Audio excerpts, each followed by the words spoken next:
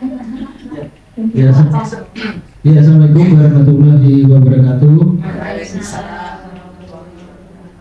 Selamat datang Bapak Ibu semuanya di acara diseminasi modul 4 budaya positif oleh Ibu Farida.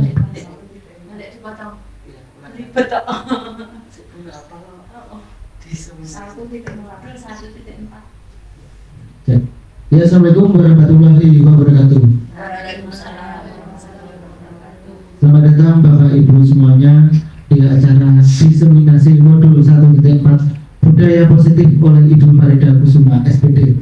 Sebelumnya yang terhormat Bapak Kepala Sekolah atau yang mewakili Bapak Ibu guru semuanya yang ada di sini, mari kita menyaksikan pemaparan dari Ibu Farida Kusuma SPD terkait diseminasi modul 1.4 ini. Sebelum kegiatan ini kita mulai, marilah kita berdoa terlebih dahulu dengan membaca basmalah agar kegiatan kali ini lancar.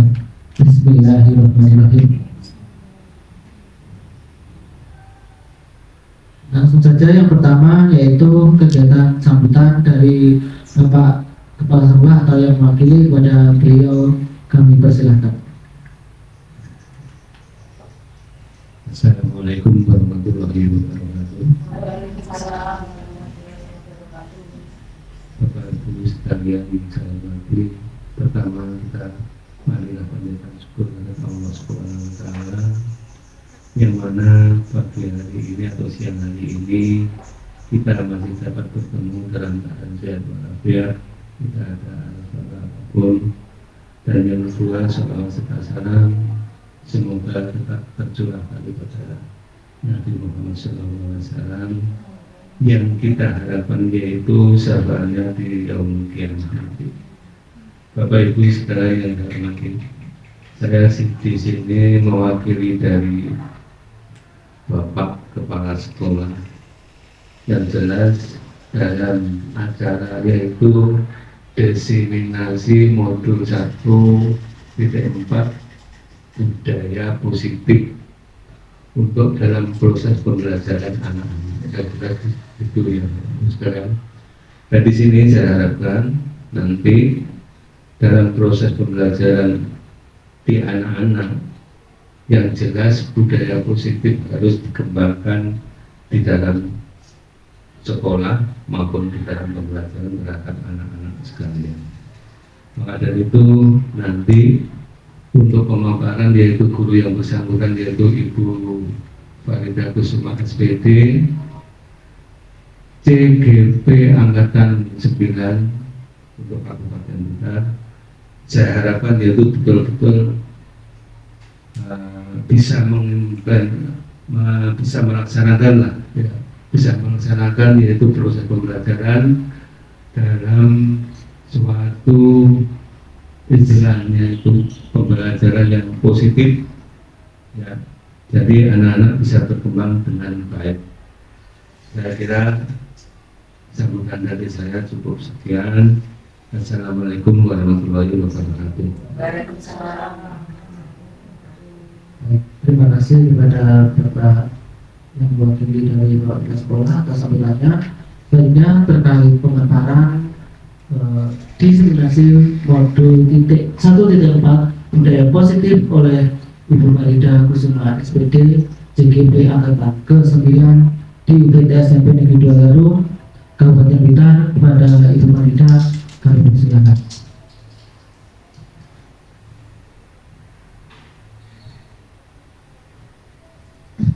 Bismillahirrahmanirrahim. Assalamualaikum warahmatullahi wabarakatuh. Sebelumnya saya ucapkan terima kasih yang sedalam-sedalamnya kepada Bapak Kepala Sekolah atau yang mewakili, juga teman-teman semua yang ada di sini atas kesempatan waktu yang diberikan kepada saya sehingga bisa mengikuti kegiatan diseminasi modul 1.4 yang merupakan rangkaian kegiatan dari diklat kami di diklat calon guru penggerak. Kegiatan ini memang harus kita sampaikan, kita harus kita imbaskan kepada teman-teman semua terkait dengan budaya positif di sekolah. Di antaranya nanti akan beberapa hal yang memang harus kita sampaikan. Untuk latar belakang kegiatan ini, sekolah merupakan tempat yang aman dan nyaman bagi murid, sejalan dengan filosofi Ki Hajar Dewantara, yaitu pembelajaran di sekolah harus dapat membawa murid, membawa kebahagiaan setinggi-tingginya. Salah satu caranya dapat ditempuh dengan membangun budaya positif, membentuk keyakinan kelas dengan menerapkan segitiga restitusi. Keyakinan kelas yang disusun bersama guru dan murid akan mewujudkan usaha untuk membangun budaya positif di sekolah, dan penerapan segitiga restitusi dapat membimbing murid. Mungkin yang ada kepentingan monggo saged berpindah tempat, tidak apa-apa, monggo silakan Bapak Muhaimin, monggo menawi ngersakaken ada acara. Pak Gundul, terima kasih atas waktunya.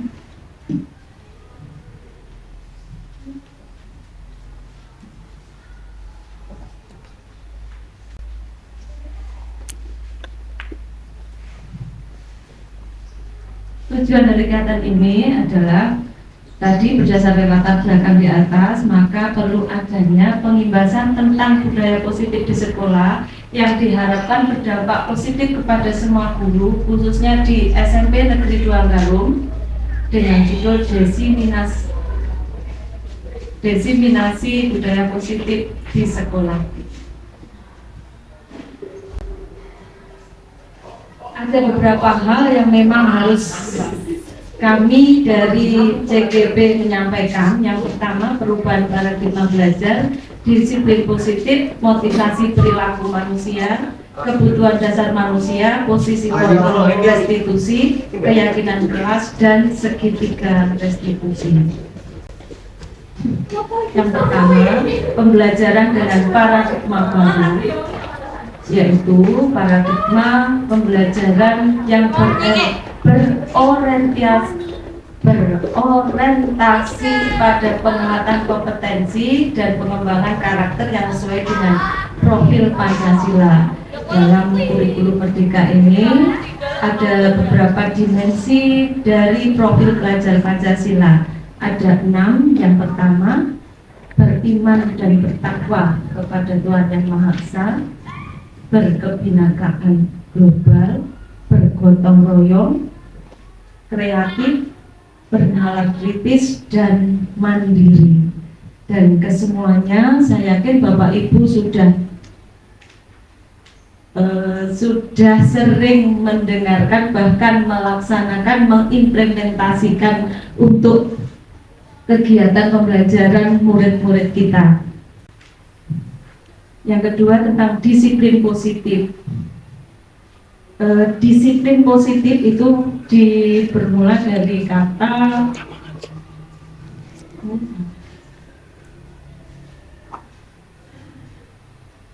dalam budaya kita. Disiplin positif dalam budaya kita, makna kata disiplin dimaknai menjadi sesuatu yang dilakukan seseorang pada orang lain untuk mendapatkan kepatuhan.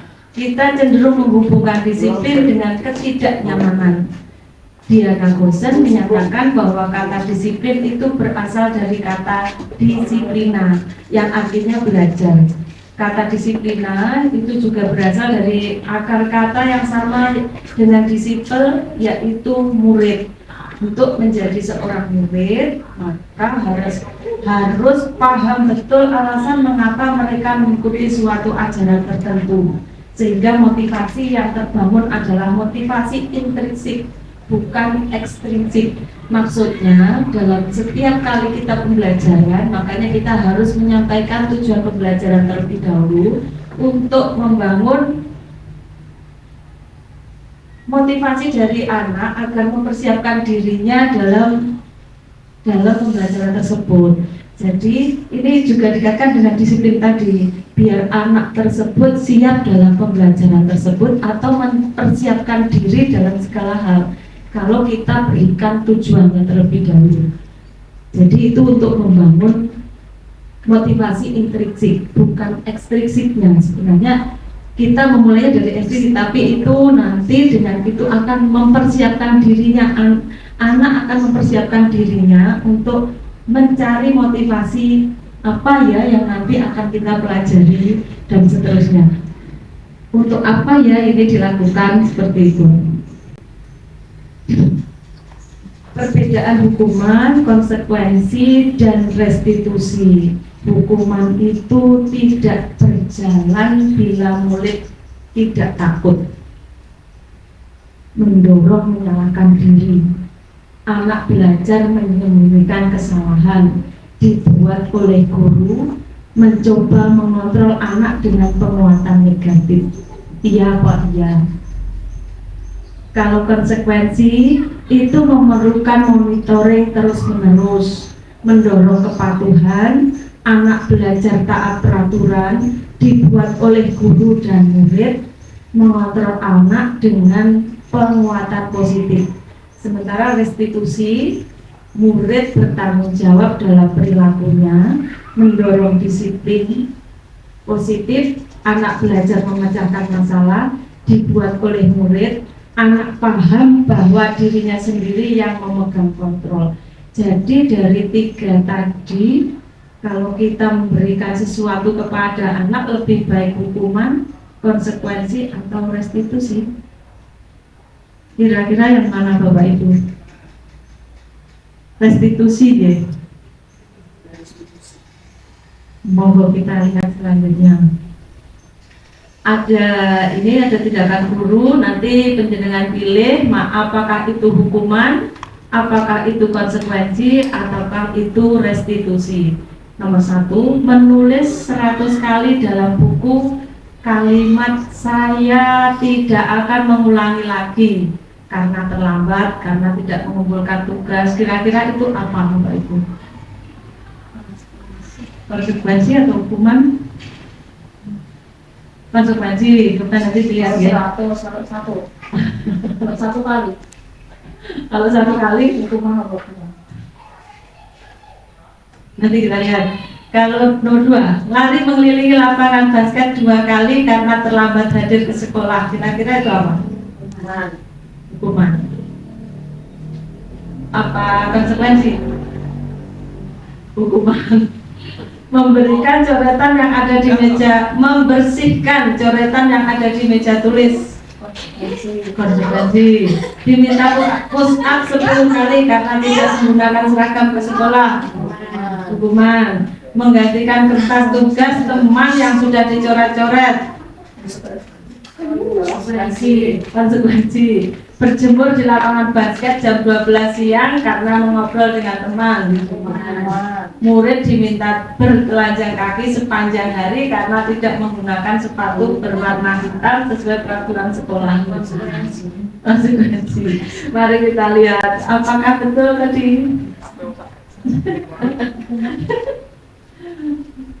Yang pertama tadi konsekuensi, hukuman, konsekuensi,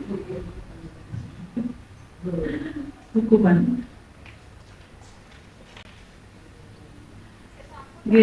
Nomor 3, motivasi perilaku manusia.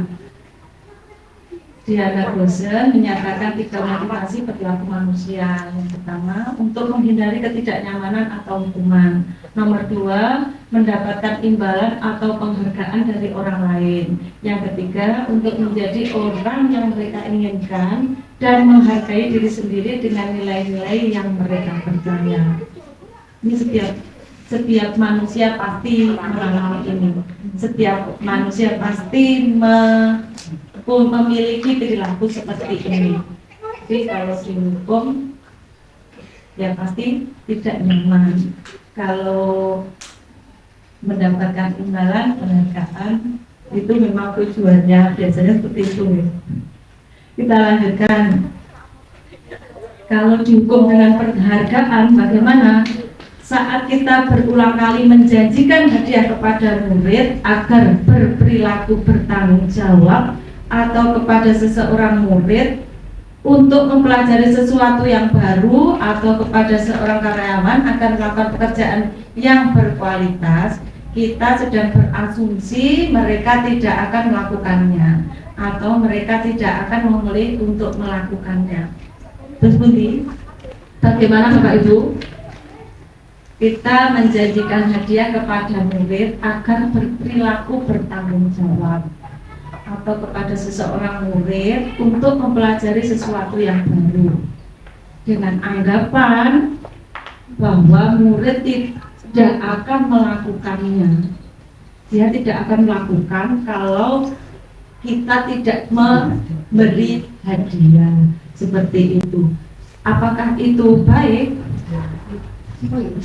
Alfikon itu mengemukakan baik penghargaan maupun hukuman adalah cara mengontrol perilaku seseorang yang menghancurkan potensi untuk pembelajaran. Ternyata baik hukuman maupun tadi penghargaan tadi adalah dua-duanya tidak baik.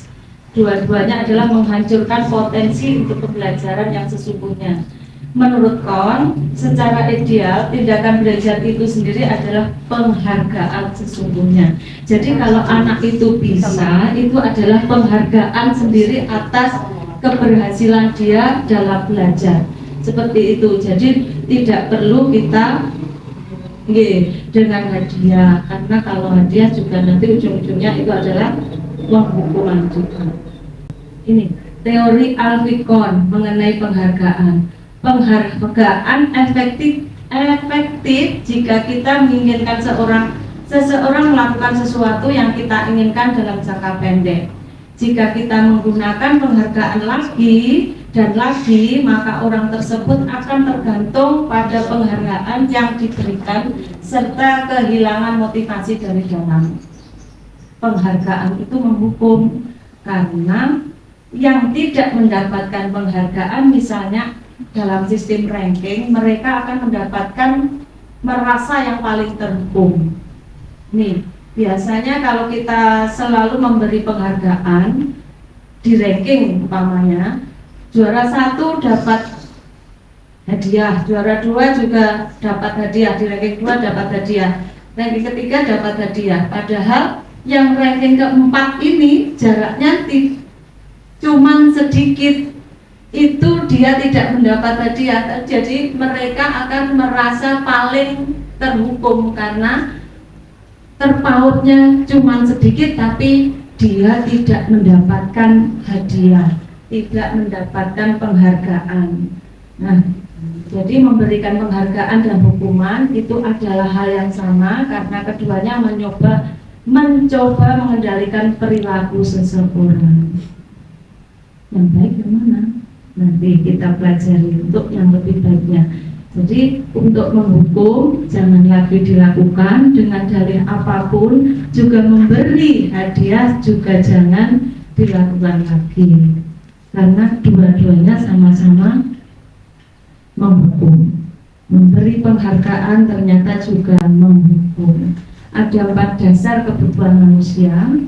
Yang pertama, penguasaan, kebebasan, kesenangan, kasih sayang, dan diterima. Maaf, yang nomor 4 ini bukan 4 kebutuhan dasar. Tema baru, kebutuhan dasar manusia ada 5. Nomor 1, bertahan hidup, penguasaan, kebebasan, kesenangan, dan rasa kasih sayang. Ada contoh kasus, Ibu Sri, wali kelas 7E di SMP Pelita Hati, sedang bingung menghadapi ulang salah satu murid di kelasnya, Doni. Beberapa anak kelas 7E telah datang padanya dan mengeluhkan, Doni seringkali meminta bekalnya dengan paksa. Jika Anda menghadapi situasi seperti Ibu Sri, apa yang akan Anda lakukan? Menurut Anda, apa kira-kira alasan Doni melakukan hal itu? Berdasarkan tadi, dari 5 kebutuhan dasar tadi, kira-kira Doni itu Apa ya alasannya? Ingin bertahan hidup, kebutuhan dasar yang paling dasar kan makan nih Bapak Ibu. Jadi mungkin karena lapar. Terus lagi alasan Doni umpamanya seneng Bu karena sudah ambil makanannya teman-teman gitu, berarti apa itu? Kesenangan. Ada lagi ya kalau alasannya lagi aku di rumah sudah makan mie, di sini teman-teman makannya macam-macam. Kira-kira apa kalau bilangnya begitu? Kebebasan ya Bapak ya. Terus kalau lagi nggak apa-apa Bu, kan ini menunjukkan kalau aku lebih bisa, lebih kuat.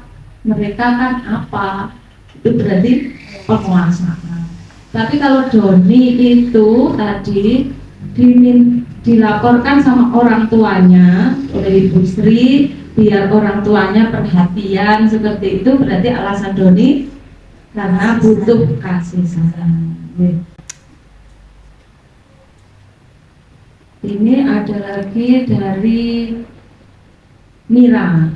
Mira seorang siswi kelas 7, begitu tiba di rumah sepulang dari sekolah menangis mengadu pada ibunya bahwa dia benci pada Ibu Rani gurunya. Menurut Anda, kebutuhan apa yang berusaha dipenuhi oleh Mira? Bila jawabannya seperti yang berikut ini, yang nanti di slide berikutnya. Bila Anda berada dalam posisi Ibu Rani dan mendengar informasi dari ibunya Mira tentang perasaan Mira hari itu, apa yang akan Anda lakukan pada Mira besok ketika Mira masuk sekolah agar kebutuhan Mira terpenuhi? Ibu guru bilang aku tidak boleh bersenandung sewaktu mengerjakan tugas. Katanya kelas harus tenang, tidak ada suara, kan nggak seru jadinya. Kebutuhan apa yang pengen Mira penuhi kira-kira Bapak Ibu?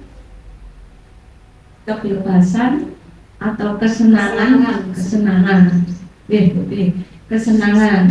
Ibu guru tidak menyapaku hari ini, padahal aku pakai sepatu baru. Kasih sayang. Aku bosan, masa belajarnya cuma begitu saja. Apa ya? Tadi ada apa ya? Rasa bosan, kebebasan. Aku sebel, gambarku tidak rapi, malah ibu guru nunjuk-nunjuki ke teman-teman di kelas. Kira-kira kasih sayang, apa kebebasan atau kesenangan atau tadi penguasaan. Kita lihat mungkin. Jadi tadi ada kesenangan, sudah betul semuanya. Ini tentang posisi kontrol restitusi, ada 5. Penghukum, membuat rasa bersalah, menjadi teman, pemantau, dan yang kelima manajer.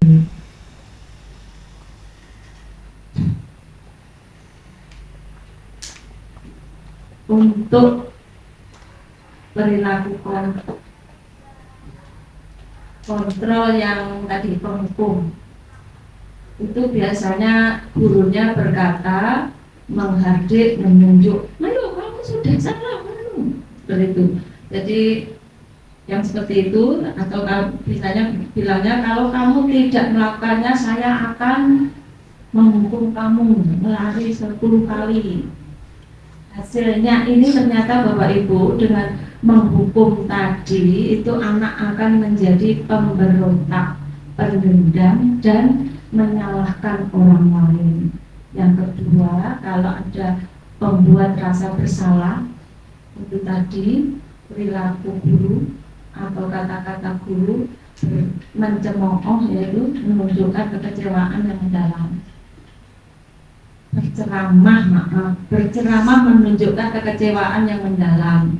Biasanya kamu sudah mengecewakan ibu atau bapak. Hasilnya menyembunyikan berbagai kebohongan. Kemudian yang teman, biasanya banyak Bapak Ibu guru yang berlaku sebagai teman untuk murid-murid seperti ini, membuatkan alasan untuk murid yang kira-kira agak kurang baik. Biasanya lakukan untuk Bapak atau Ibu biar Bapak kepala sekolah tidak marah. Itu perilaku kita sebagai teman ternyata.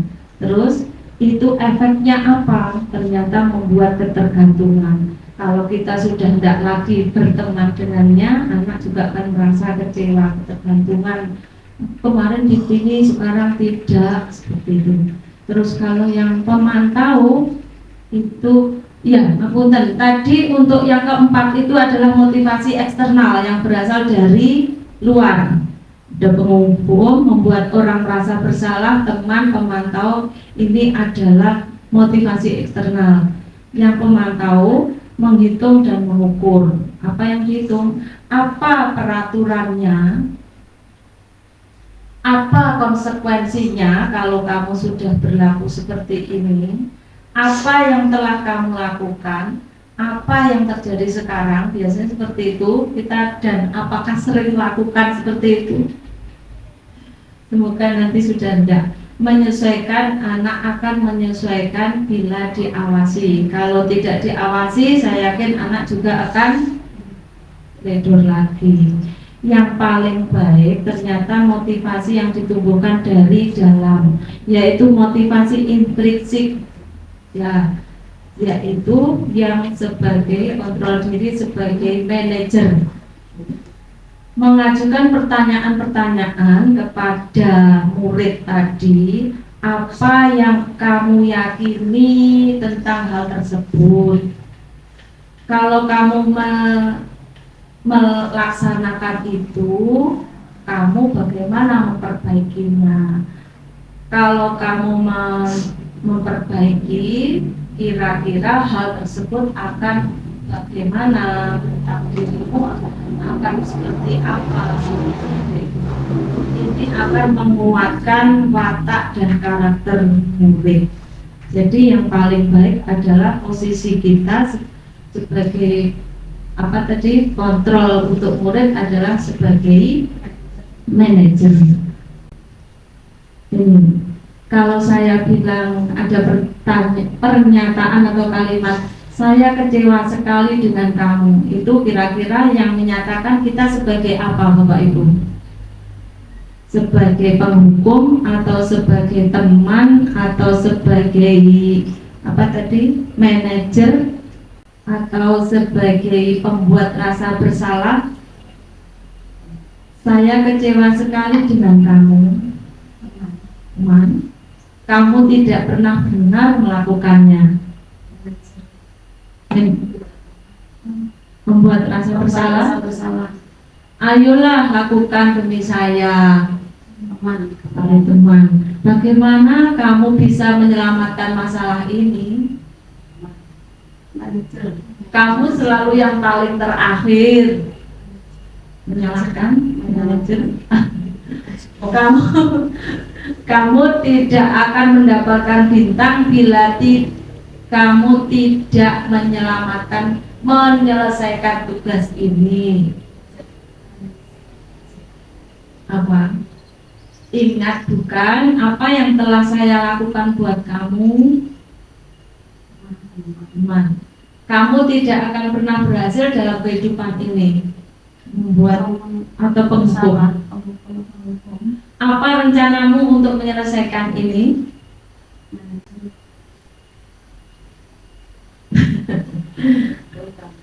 Ternyata yang tadi membuat merasa bersalah yang nomor satu, kamu tidak pernah benar. Jadi yang paling baik adalah yang kata-kata untuk yang manajer. Bagaimana kamu bisa menyelamatkan masalah ini? Apa rencanamu untuk menyelesaikan ini? Dan sebagainya. Yang keenam, tentang keyakinan kelas. Apa sebenarnya keyakinan kelas? Keyakinan kelas itu adalah kesepakatan yang berlaku di kelas tersebut yang memang berupaya diciptakan oleh guru dan murid. pembentukan keyakinan kelas berupa nomor 1, keyakinan kelas tersebut berupa pernyataan-pernyataan universal. Universal maksudnya secara umum, tidak kata-kata yang khusus, maksudnya umum, bersih, memiliki berlaku cinta kebersihan baik di kelas maupun di sekolah, seperti itu.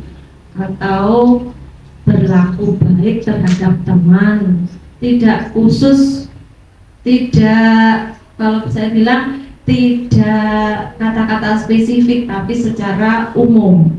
Pernyataan keyakinan kelas senantiasa dalam bentuk positif, jadi tidak ada kata tidak atau bukan. Tidak boleh membuli teman, bukan seperti itu bukan keyakinan kelas. Tidak boleh menggunakan kata tidak. Jadi yang positif berarti menghormati teman, sopan dan santun, seperti itu. Keyakinan kelas hendaknya tidak terlalu banyak sehingga mudah diingat dan dipahami oleh semua warga kelas. Jadi kalau kita membuat keyakinan kelas atau kesepakatan kelas, buat saja 8 atau 7 item saja, jangan banyak-banyak, nanti malah tidak dilaksanakan. Keyakinan kelas sebaiknya sesuatu yang dapat diterapkan di lingkungan tersebut, bisa diterapkan di kelas yang kita buat keyakinan tadi. Jadi jangan yang terlalu meluas. Semua warga kelas hendaknya ikut berkontribusi dalam pembuatan keyakinan kelas lewat kegiatan curah pendapat. Jadi usahakan dalam membuat keyakinan kelas semua siswa hadir di sana dan semuanya berkontribusi, semuanya memiliki ide untuk keyakinan kelas yang akan dilaksanakan di kelas tersebut. Dengan cara tadi membuat menandatangani. Jadi semuanya memang benar-benar setuju atas apa yang mereka buat kesepakatannya.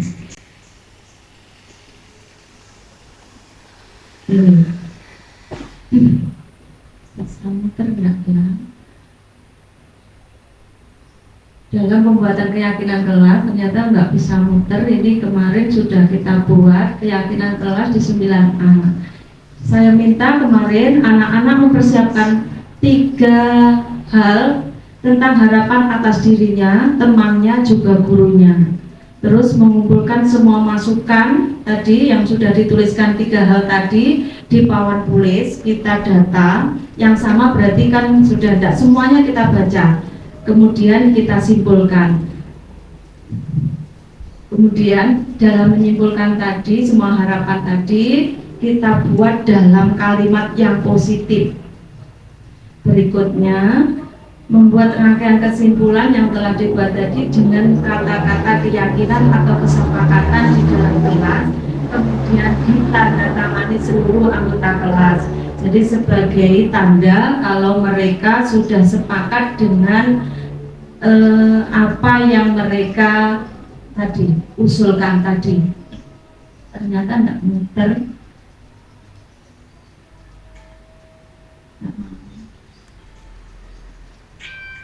Ini.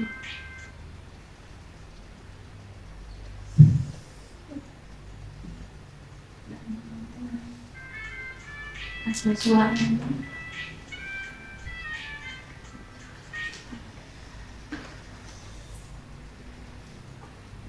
Lanjut saja nih Bapak Ibu.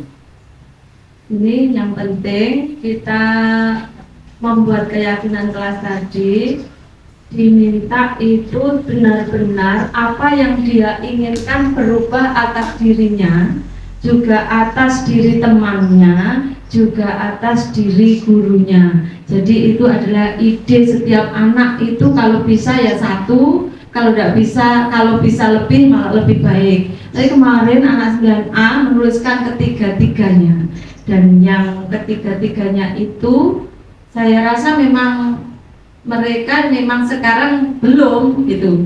Jadi kemarin saya pengen berubah menjadi lebih baik seperti itu. Semua anak hampir semuanya menuliskan itu. Dan yang nomor untuk diri temannya itu ada jangan membuli, jangan mengganggu orang yang nonis, katanya seperti itu kemarin. Karena 9A ada yang non Islam, jadi kemarin kesepakatannya memang harus berlaku ke Koseliro. Itu kemarin kita di 9A memang ada seperti itu. Untuk yang tidak membuli berarti kata positifnya berlaku sopan, hormat menghormati dengan teman dan seperti itu.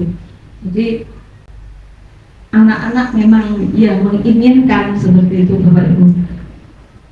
Ini yang restitusi. Restitusi adalah proses menciptakan kondisi bagi murid untuk memperbaiki kesalahan mereka sehingga mereka bisa kembali pada kelompok mereka dengan karakter yang lebih kuat. Restitusi bukan menebus kesalahan, namun untuk belajar dari kesalahan.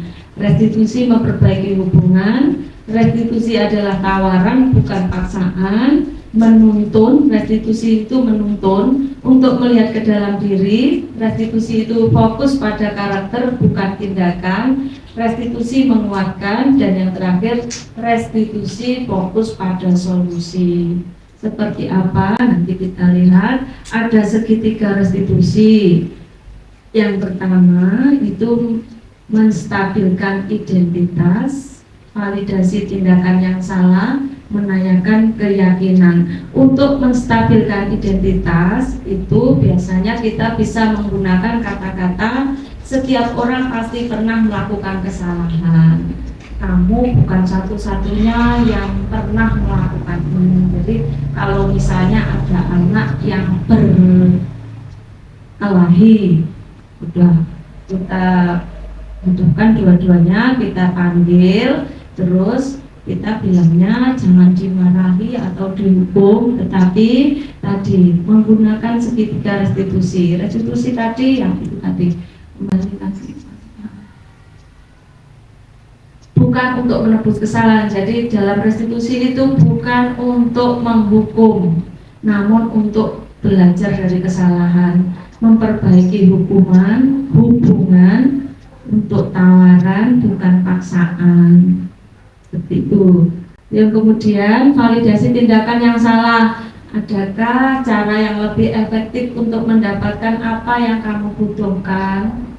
Kamu tentu punya alasan mengapa melakukan itu. Kalau ada anak sampai menjotos temannya atau berkelahi, kita jangan terus naik pitam ikut marah, akhirnya anak suruh lari di lapangan. Betul ya Bapak Ibu, kita sekarang punya ada ini segitiga restitusi. Setelah menstabilkan identitas, kemudian menanyakan, kamu tentu punya alasan mengapa kamu tadi sampai memukul temanmu. Tuh. Kemudian yang selanjutnya menanyakan keyakinan. Keyakinan apa yang telah kita sepakati. Maka memang benar setiap awal semester atau di awal tahun pelajaran itu sebaiknya kita bikin keyakinan kelas. Jadi nanti kalau ada anak atau berapa anak yang kira-kira sudah tidak sesuai kesepakatan, kita bukan lagi menghukum, tapi untuk ini dengan melaksanakan segitiga restitusi. Keyakinan apa yang telah kita sepakati yang sudah kamu langgar, seperti itu. Kamu ingin menjadi orang yang seperti apa, dan seterusnya. Jadi tidak lagi dengan menghukum. Ini tadi juga videonya nggak bisa diputar. Mohon maaf. Terima kasih. Mungkin dari apa yang saya sampaikan tadi, Bapak Ibu ada yang mau bertanya, monggo silahkan. Selagi saya bisa jawab, kalau enggak nanti jadikan PR ya. Monggo Bapak Ibu silakan. Yang mana yang tadi kira-kira pastinya banyak hal karena harusnya ada video, hanya videonya tidak bisa berputar.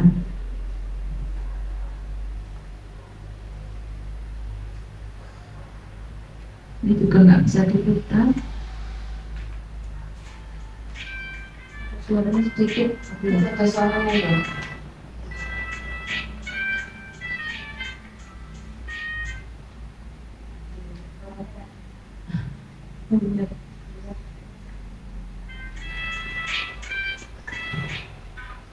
Ini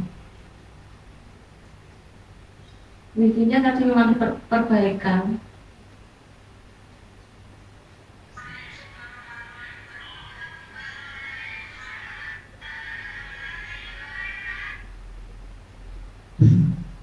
Sudah berhenti. Nggak bisa. Nggak bisa.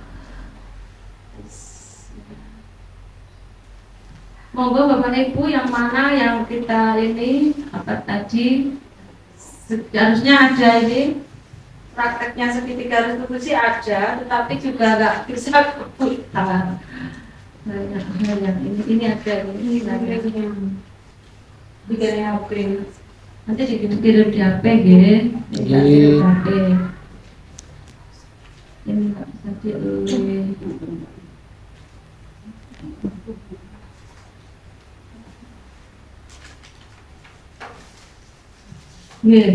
Posisi kontrol yang paling baik adalah manajer, dan tadi yang bisa kita gunakan untuk murid-murid kita adalah dengan menggunakan segitiga restitusi. Mungkin dari saya cukup sekian, banyak hal kurangnya tentunya. Saya yakin dengan seirama dengan penjenengan, bekerjasama dengan penjenengan, saya yakin kita akan bisa merubah sekolah kita menjadi sekolah yang memang mempunyai budaya positif yang luar biasa, sehingga murid-murid kita memang berlaku nyaman, memang nyaman dia ada di sekolah kita, tidak lagi ada yang melanggar tata tertib sekolah, dan kita juga sebagai guru memang benar-benar menjadi penuntun bagi murid-murid kita.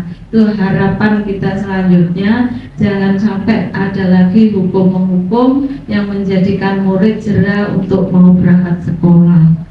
Dan juga biar kita tetap bisa menjaga diri kita, tidak lagi ada kemarahan untuk murid, dan murid juga senang dengan kita sebagai gurunya yang kemudian kelak akan menjadi kenangan indah untuk murid-murid kita, menjadi contoh teladan untuk murid-murid kita. Murid kita bisa menjadi orang-orang yang baik, berguna di masyarakat.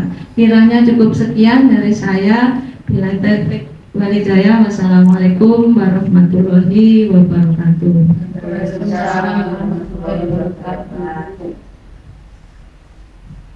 Terus mas, apa? Oh, ibu yang